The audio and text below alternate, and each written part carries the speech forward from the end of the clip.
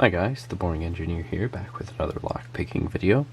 Today I have a Tubar lock. This is similar to the tubular locks that most of you will be familiar with, but it's kind of a squished version of that. It's got 8 pins, 4 on either side of the key. Key doesn't work right now, and I will explain why after we get this thing open. So let's see if we can. I'm going to start with tension on the bottom of the keyway here. And we're just for simplicity's sake going to call this 1, 2, 3, 4, 5, 6, 7, 8 pins, and just using this kind of filed down shim thing to probe in and find binding pins. So I'm just on 2 there. No good reason to start that, but that's where I started. And as soon as I pressed down, it was a little stiff, and it pushing it down, and it got me a little bit of a false set. So that's good progress already. And I'm looking for just the stiffest pin I can find.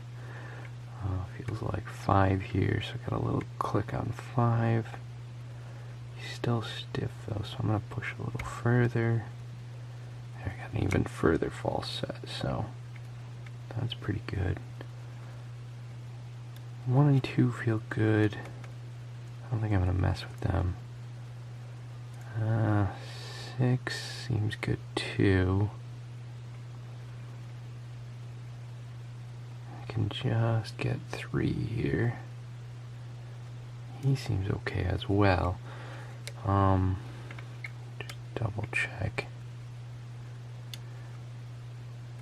Yeah, let's switch tensioners already and see about the lower pins here.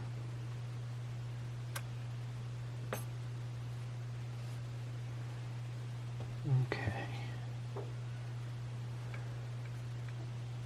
So you've got pin 7, 8, and 3, 4 here. 7's real stiff. Okay, now he's bouncing well.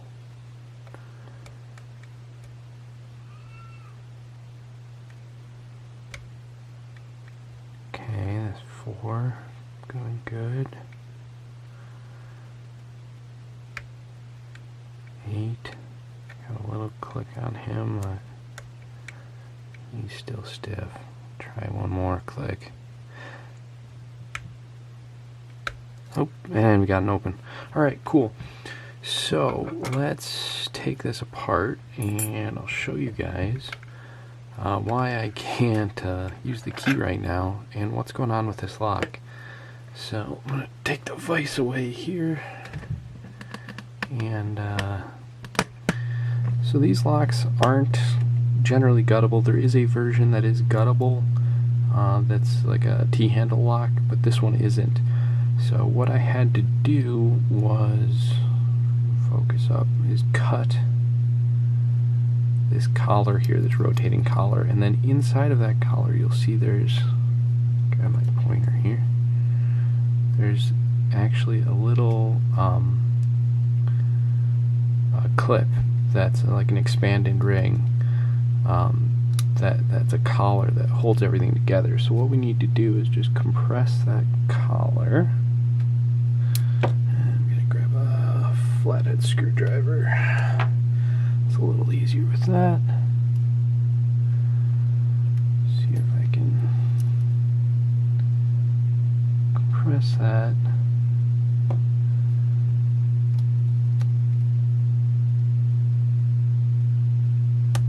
It's like a split ring, I guess, maybe is what I guess I'd call it. Oh, there we go. Okay. So see, I cut that with just a cut-off wheel on a Dremel, and then you can see where I did a little damage here. Now, what I ended up doing was actually cutting a portion of this split ring. It's longer than what I've got on mine. Normally, you know, it's a standard kind of a split ring. expansion that sits inside this groove, and then there's a matching groove in there that holds everything together, so you can't really get it out without some destruction. But yeah, once you've got it cut down, I don't know if you have to actually cut down that split ring, but it makes it real easy. And then to reassemble it, you'd obviously have to put everything back together again, get that ring on there, and then just make sure your cut section is not on the open bit of the split ring. Slide it so that that side is well down, and then just push that ring in, and everything will kind of drop back together. But we're taking it apart, so we'll keep going from here. So we got this ring. These are also, by the way, usually painted black. This was a heavily used lock from a gas station, so it was really gummy. So I cleaned it up with acetone. That's why everything is shiny.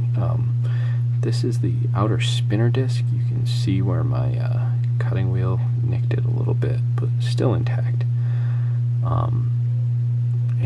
So we'll put that down. You know what? We're gonna try and let's reorient here. There we go. Let's get some tools and junk out of the way here. And slide over. So,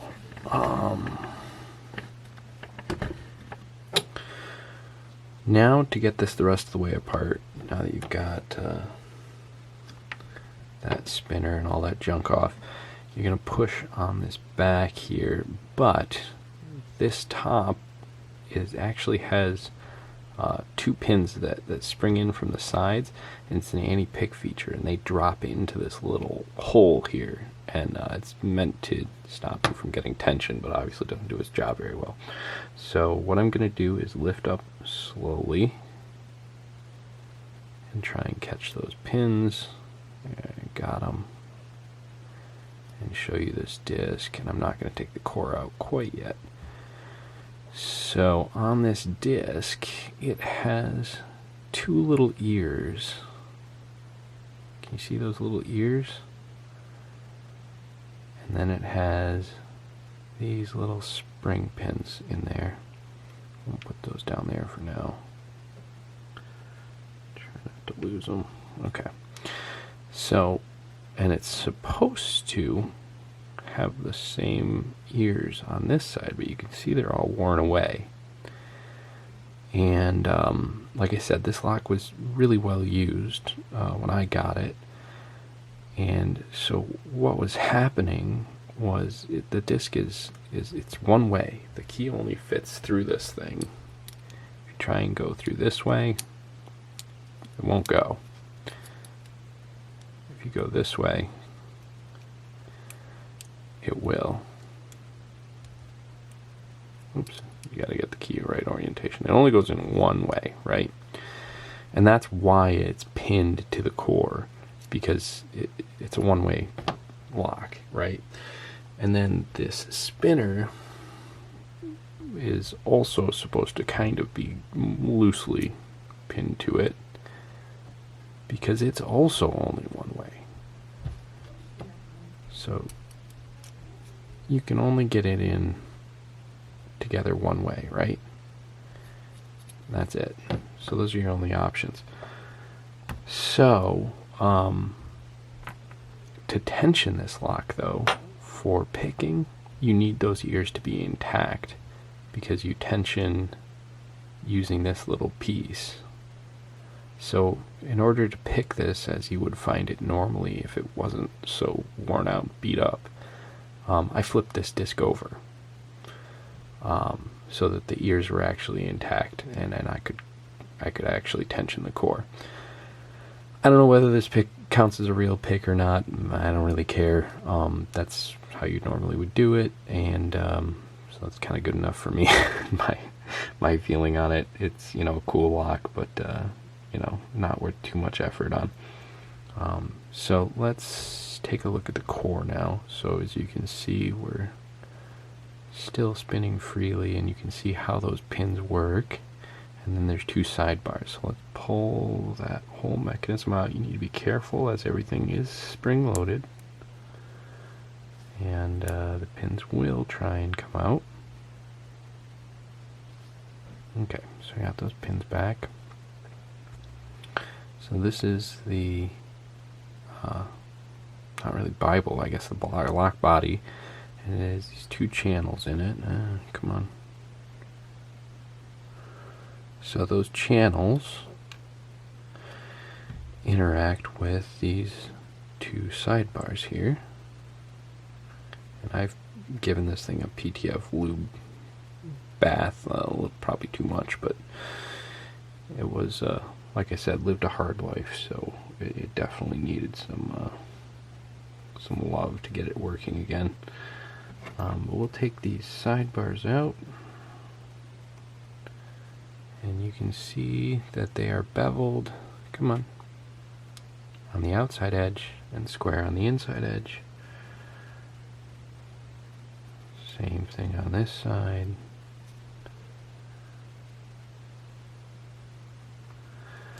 And then they are, oops, there we go. They are oriented with these little half moon discs. So there's two of those. And that's how the pins interact with the sidebars with this little half moons. And then the pins themselves, they're really interesting. So I'm going to hold it this way and go like I did 1, 2, 3, 4, 5, 6, 7, 8. Let's see if I can pop these guys out here.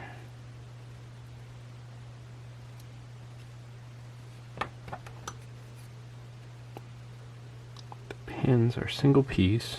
Oh, come here. And they all have, we'll put this down and look at this one individually first. They have a series of false gates on them. And that's what you're getting hung up on, and then the true gate's a little deeper. So we'll put him up here. He's number 1. And then we'll do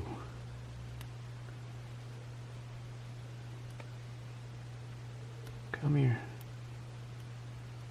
I found no good way to get these out, by the way, other than, you know, dumping them, but there's 2.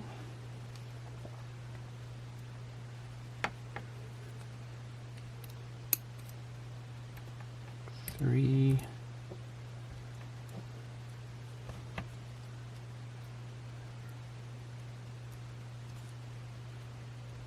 4. And we'll do the next side below that.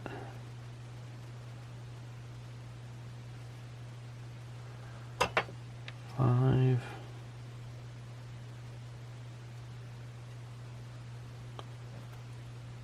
6. 7. And 8. And then there's just plain springs. Come on. 1, 2, 3, 4, 5, 6. A couple more. Come on out of there. They're really deep in there. And sometimes don't want to come out. 7. 8. There we go. Jeez. Alright, so let's take a look at these cool pins. Really neat. Here's the key. Key is also just absolutely had it. Even with the spinner plates in the right direction, it barely worked. These, like that pin especially, would just not really catch. So, cool lock, really neat. I'm gonna try and find a newer one maybe to pick at some point, but yeah, that's a Tubar for you. And if you guys have any questions or comments, please leave them below. Thanks.